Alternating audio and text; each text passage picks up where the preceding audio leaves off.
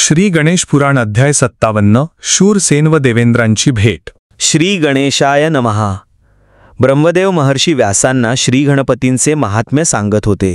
ते म्हणाले, मी तुम्हाला गणेश भक्तीपर आणखी काही कथा सांगणार आहे, त्या तुम्ही लक्षपूर्वक ऐका।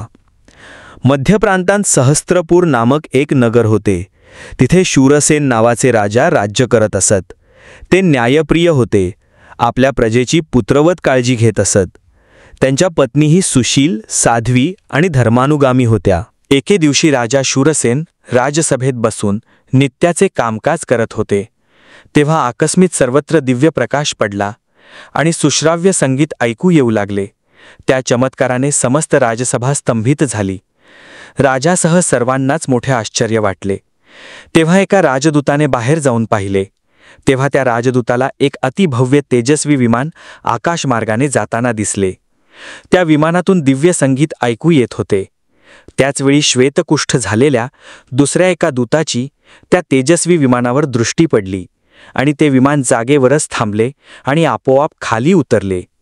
हे वृत्त कळताच राजा शूरसेन त्वरेने बाहेर आले। राजा शूरसेन त्या विमानापाशी गेले। त्यामध्ये देवराज इंद्रांना पाहून शूरसेन राजाला खूपच आनंद झाला। शूरसेन राजाने देवराज इंद्राला विनम्रतेने नमस्कार केला व म्हणाले, हे देवराज, आज मोठ्या भाग्याने तुमचे दर्शन झाले। मी धन्य झालो।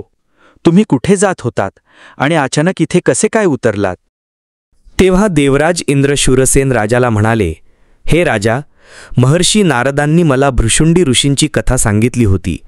त्यात महर्षी नारद म्हणाले की भृशुंडी ऋषींनी गणपतींची इतकी उत्कट आराधना केली की नंतर ते श्री गणपतींसारखेच दिसू लागले। ते नवल पाहण्यासाठी मी स्वतः भृशुंडींच्या दर्शनास गेलो होतो।